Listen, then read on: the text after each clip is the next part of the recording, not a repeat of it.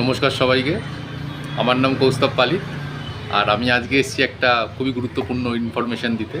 সেটা হচ্ছে যারা গাড়ি এক্সচেঞ্জ করেন, অনেকের শখের পুরনো গাড়ি আছে সে যেটা এক্সচেঞ্জ করতে চান, কিন্তু কিভাবে রেট তার কত হবে, আমাকে ঠিক রেট দিচ্ছে কি না, ভুল রেট দিচ্ছে কি না, আমি কি করে বুঝবো? তো এটার জন্য আমি একটা জাস্ট রাফ আইডিয়া দিয়ে দিচ্ছি। আশা করি এই ইনফরমেশানটা আপনার খুবই কাজে লাগবে, যাতে আপনি একটা আন্দাজ করে নিতে পারবেন যে এক্সচেঞ্জ রেট কী করে ঠিক হয়। ধরুন একটা নতুন গাড়ি, যার দাম হচ্ছে 1,20,000 টাকা।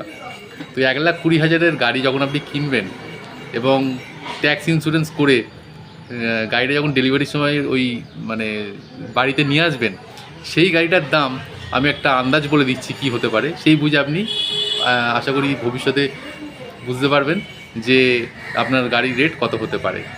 সেটা হচ্ছে আপনি যখন গাড়িটা আনলেন একদম নতুন গাড়ি, নাম্বার প্লেট লাগিয়ে, ওইটার দাম ছিল 1,20,000, একদম নতুন গাড়ির দাম অন রোডে। এবার আপনি ওই গাড়িটা এনে অনেকেই মানে বেচে দেয় সঙ্গে সঙ্গে, এরমও আছে আবার 1 মাস পরেও কেউ আছে, 2 মাস পরেও কেউ আছে ওই গাড়িটা বেচতে চায় যে আমি এই গাড়িটা আর ভালো লাগছে না, আমি চালিয়ে মানে বেচে দেবো। তো এই সময় কীভাবে হিসেব হয়, ট্যাক্স ইন্স্যুরেন্স ধরার যাক 20,000 টাকা ট্যাক্স ইন্স্যুরেন্স টোটাল মিলিয়ে থাকে, একটা আন্দাজ বলছি, অ্যাভারেজ বলছি। তো ওই ট্যাক্স ইন্স্যুরেন্স কিন্তু বাদ দিয়ে 20,000 টাকা বাদ চলে যায়, একদম নতুন গাড়ি যেটা শোরুম থেকে নিয়ে গেছেন বাড়িতে, সঙ্গে সঙ্গে কথা বলছি। তো ওটার দাম হয়ে গেল 1,00,000 টাকা, যেহেতু 1,20,000 অনরোড ছিল। তো এবার 1,00,000 টাকা যদি কারোর কাছে থাকে, আপনি বলবেন 1,00,000 টাকা তাহলে বেচে দেবো, আপনি বেচতে পারবেন না। কারণ 1,00,000 টাকা যদি কারোর কাছে থাকে, সে বলবে আমি আরও 20,000 টাকা দিয়ে আমি নতুন গাড়ি নেবো, আমি পুরোনো গাড়ি কেন নেবো, তাই না? কারণ আপনার গাড়িতে তো সেকেন্ড হ্যান্ড হয়ে গেছে না।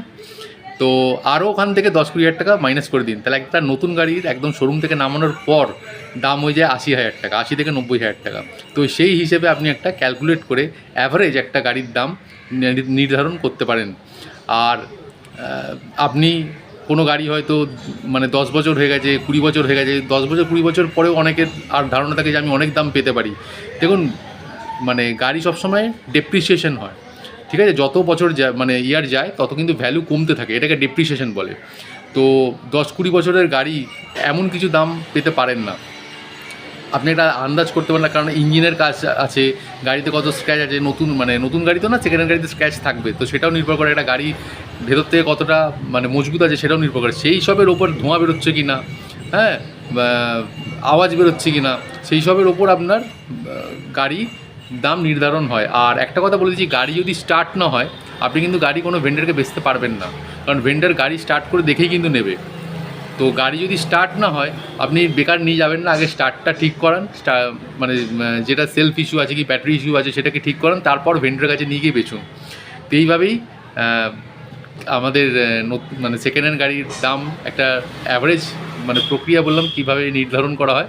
তো আশা করি ইনফরমেশনটা কাজে লেগে থাকবে। যদি ভালো লেগে থাকে তাহলে ভিডিওটা অবশ্যই শেয়ার করবেন, লাইক, ফলো, সাবস্ক্রাইব অবশ্যই করবেন, আর প্লিজ শেয়ার করবেন। Thank you.